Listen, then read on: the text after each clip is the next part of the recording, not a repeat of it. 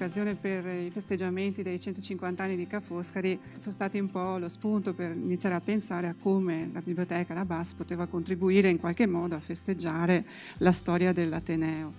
L'idea di questa giornata è appunto di riflettere su come è evoluta la biblioteca, quali sono stati nel tempo gli apporti diversi, i servizi diversi che sono stati fatti e di cercare di dare una prospettiva di come potrebbe continuare, diciamo così, la storia.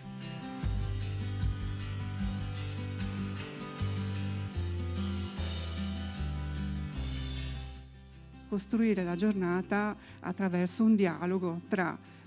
chi sono gli utenti della biblioteca, che alla fine sono docenti e studenti, e i bibliotecari.